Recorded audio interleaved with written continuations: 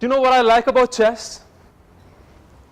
This over here, the pawn, is the most weakest piece in chess. It can only move one square at a time. And this over here is the most powerful piece in chess. It can move horizontally, vertically, diagonally, and across any number of spaces. And the most beautiful thing in chess is that pawn over there can become the almighty queen. And public speaking is like a game of chess. We all start like that pawn. When we come over here, butterflies do the Gangnam style in our stomach. Our knees tremble. Does that ever happen to you? It's happening to me now. But when you persevere, when you keep on moving, as long as you move forward, you can always become that queen. And that's when you become the champion speaker.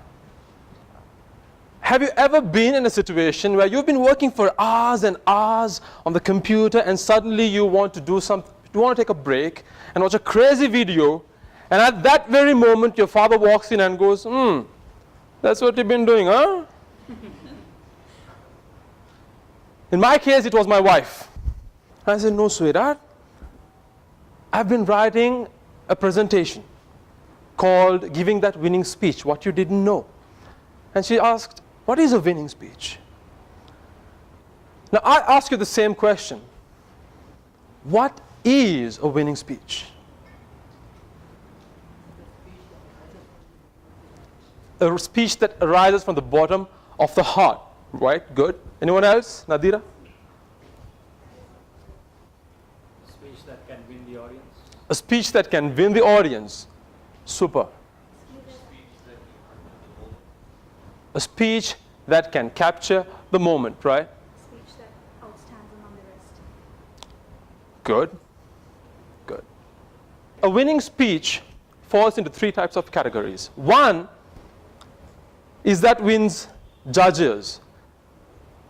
That is when you win a speech, win trophies. And the other kind of speech is what you told, wins the audience, wins hearts. And there's another kind of winning speech. It wins the judges and the audience. There can only be one winner. Does that mean that the others are not winners? The others might have won hearts. So that is a winning speech as well. If a speech doesn't fall in these three categories, what is it then?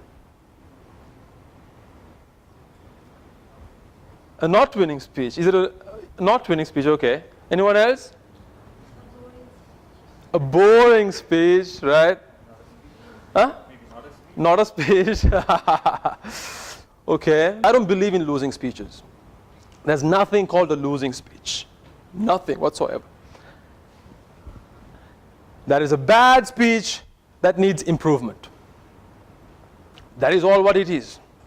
You can give a speech, can be as bad as this rusty old car, but it can be improved.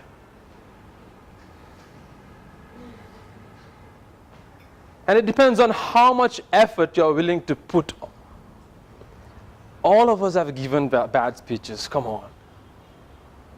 Even those who call ourselves winners have given bad speeches. You know, our dads always give bad speeches, but they become our role model at some point later in our life. So, now the big question, the $1 million question. What does it take to give winning speeches? What does it take? Courage. Creativity. Originality. Passion. Yes? Content of the speech. Yeah.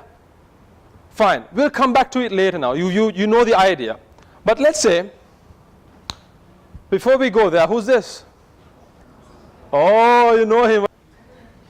You should have been shot if you didn't know him being a Sri Lankan. So you know he's a master-class batsman.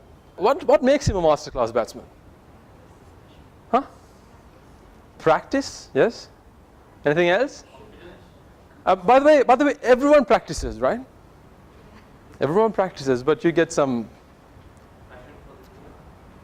passion for the game. Right. Passion for the game is the beginning, I would say. Right? But there's something else that he got to that made him a master-class batsman. Yeah, exactly. Consistency. But what brought him there? Commitment. Techniques, right. Okay, we've got all sorts of answers here, right?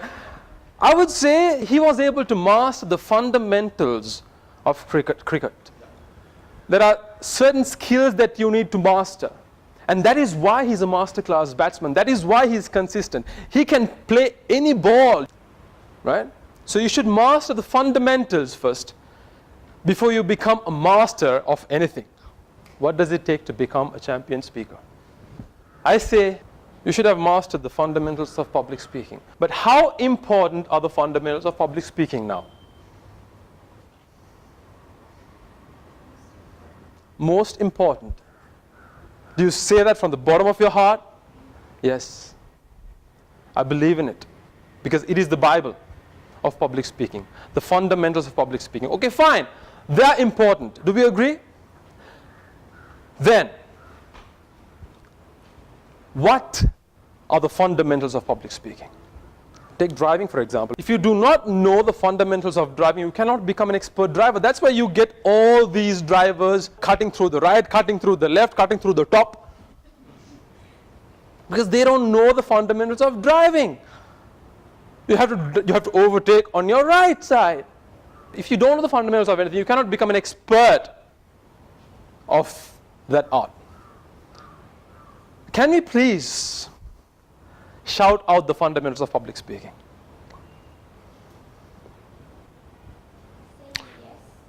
Saying yes to it, making the decision. Is that what the first step? Decision for what? Saying yes, that I'm going to do this. Yes, okay. You make the decision to speak. To speak, right. Could I call it confidence? I mean, that's your perspective, yeah? I think we are on the same line. You should be confident to come up and speak. Structure, yeah. Yes. You cannot write a speech without structure. You should have an opening body and a conclusion. Anything else? Creativity. Right. Can anyone raise your hand and say, I know all the fundamentals of public speaking? Here we go. Ta, ta, ta, ta, ta. Can you do that? Is that a problem? Yeah? Did you get that? That is a problem.